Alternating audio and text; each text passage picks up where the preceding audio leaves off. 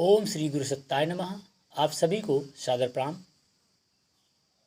आइए सुने जीवन साधना की ऊर्जा रश्मियाँ नामक प्रकरण से तीसरी कड़ी, जिसका विषय है उलझने का नहीं सुलझने का प्रयास करें।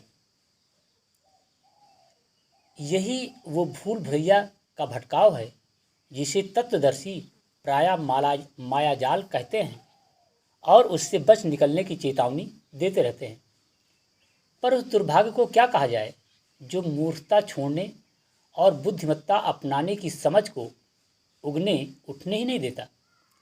सुर दुर्लभ मनुष्य जीवन की दुख भरी बर्बादी की ये पृष्ठभूमि है। आश्चर्य यह है कि शिक्षित अशिक्षित, समझदार बेअकल, सभी अंधी भेड़ों की तरह एक के पीछे एक चलते हुए गहरे गर्त में गिरते और दुर्घटनाग्रस्त स्थिति में कराहते कलपते अपना दम तोड़ते हैं।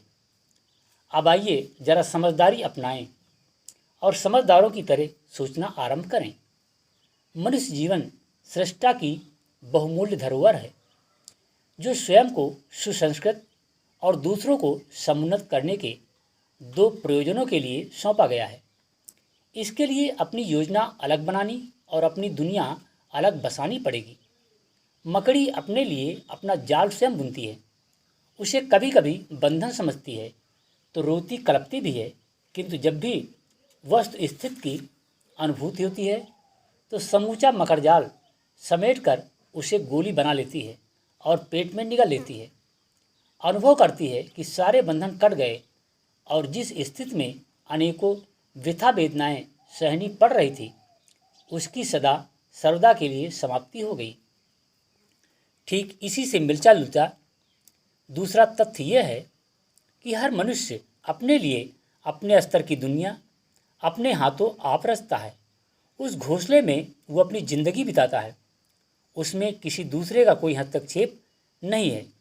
दुनिया की अड़चनें और सुविधाएं तो धूप छांव की तरह आती जाती रहती हैं। उनकी उपेक्षा करते हुए कोई भी राहगीर अपने अभीष्ट पथ पर निरंतर चलता रह सकता है। किसी के भी वश में इतनी हिम्मत नहीं जो बढ़ने वालों के पैर में बेड़ी डाल सके। भले या बुरे स्तर के आश्चर्यजनक काम कर गुजरने वालों में से प्रत्येक की कथा गाथा इसी प्रकार की है, जिसमें प्रतिकूल परिस्थितियों का झीना पर्दा उन्होंने हटाया और वही कर गुजरे जो उन्हें अभीष्ट था। मनुष्य बना ही उस धातु का है जिसकी संकल्प भरी साहसिकता के आगे कभी भी कोई अवरोध टिक नहीं सका और न कभी टिक ही सकेगा। इस युक्ति में परिपूर्ण सार्थकता है कि मनुष्य अपने भाग्य का निर्माता आप है। वही अपने हाथों गिरने के लिए खाई खोदता है और चाहे तो उठने के लिए समतल सीढ़ियों वाली मीनार भी चुन सकता है। इस उक्ति को भी ध्यान में रखे ही रहना चाहिए। ईश्वर मात्र उन्हीं की सहायता करता है जो अपनी सहायता आप करते हैं। दीन दुर्बलों को तो प्रकृति भी अपनी मौत आप मरने के लिए उपेक्षापूर्वक छोड़ती और मुंह मोड़कर अपनी राह चल पड़ती देखी गई है। वेदांत विज्ञान के 4 महत्वपूर्ण सूत्र हैं: तत्त्वमसि, अयमात्मा ब्रह्मा, प्रज्ञानम ब्रह्मा, सो अहम। इन चारों का एक ही अर्थ है कि परिष्कृत जीवात्मा ही पर ब्रह्म है। हीरा और कुछ नहीं, कोयले का ही परिष्कृत स्वरूप है।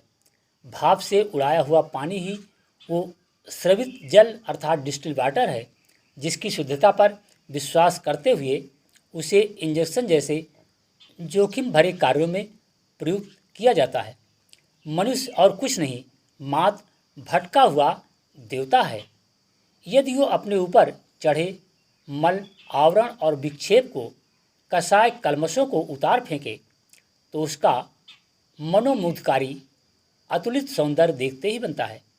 गांधी और अष्टावक्र की दृश्यमान कुरूपता, उनकी आकर्षकता, प्रतिभा, प्रामाणिकता, प्रभाव, गरिमा में राय रत्ती भी अंतर न डाल सकी। जब मनुष्य के अंतःकरण का सौंदर्य खुलता है तो बाहरी सौंदर्य की कमी का कोई महत्व नहीं रह जाता। ओम शांति। प्यारे मित्रों, अगली कड़ी के रूप में आप सुनेंगे आस्तिकता अर्थात ईश्वर विश्वास। आशा है ये संदेश आपको अच्छा लगा होगा। इसे लाइक करें, कमेंट करें और ज़्यादा से ज़्यादा अपने इष्ट मित्रों तक शेयर जरूर करें। ये संदेश आप सुन रहे थे प्रखर प्रज्ञा पंचकर्म चिकित्सा AWGP यूट्यूब चैनल पर। इस चैनल को भी अवश्य सब्सक्राइब करें, क्योंकि इस चैनल के माध्यम से आपको ज्ञान विज्ञान अध्यात्म और आपके स्वस्थ रहने की कला, जीवन जीने की कला के ऐसे महत्वपूर्ण सूत्र प्रसारित किए जाएंगे, जिसके माध्यम से अगर आपने इन सूत्रों को अपने जीवन में उतारा तो जरूर आप में आमूल-चूल परिवर्तन होता हुआ चला जाएगा और अब आप नर से नारायण बनते हुए चले जाएंगे। इसी आशा अपेक्षा के साथ आप सभी को पुनः धन्यवाद। अगर चाहते हो निज रक्षा, गायत्री गुणगान करो, गायत्री गुणगान करो। नित्य शुद्ध एकांत भूमि में जग जननी का ध्यान करो, जग जननी का ध्यान करो। अगर चाहते हो निज रक्षा, गायत्री गुणगान करो। नित्य शुद्ध एकांत भूमि में जग जननी का ध्यान करो। दुख काट कर भक्तों का माता रक्षा करती हैं, सुख सौभाग्य बढ़ा देती हैं, शांति सुधा रस भरती हैं। नदी समुद्र सरोवर के तट शांत भाव से खड़े खड़े गायत्री का जप करते थे जब दुज पुंगव बड़े बड़े। नित्य शुद्ध एकांत भूमि में जगजननी का ध्यान करो। अगर चाहते हो निज रक्षा, गायत्री गुणगान करो। बाल्यकाल में ही जिनको यह मंत्र सुनाया जाता है, आलस दंभ प्रमाद न उनकी संतानों में आता है। सब मनुष्य तप में प्रवृत्त नित्य गायत्री का जाप करो। पार करो जीवन की नैया, दूर सकल अभिशाप करो। नित्य शुद्ध एकांत भूमि में जगजननी का ध्यान करो। अगर चाहते हो निज रक्षा, गायत्री गुणगान करो, गायत्री गुणगान करो। शक्ति पुंज और सच्चा पथ में शास्त्र सदा से गाता है। मनुज मात्र की रक्षा करती श्री गायत्री माता हैं।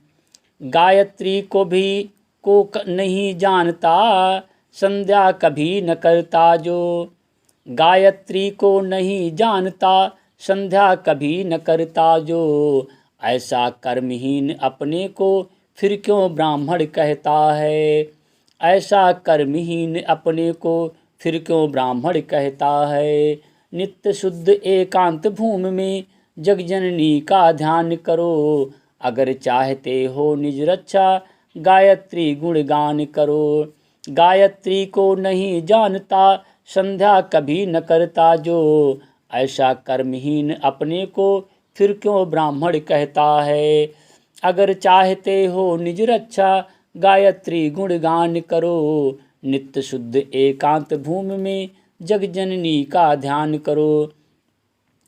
है यह दुख की बात मनुज जब गायत्री को भूल गया। निज सुख साधन विषय भोग तक अपने को सीमित किया। फलस्वरूप परिवार बिखरते, अपनेपन का भाव नहीं। पिता पुत्र पति पत्नी भाई माँ बेटे विश्वस्त नहीं।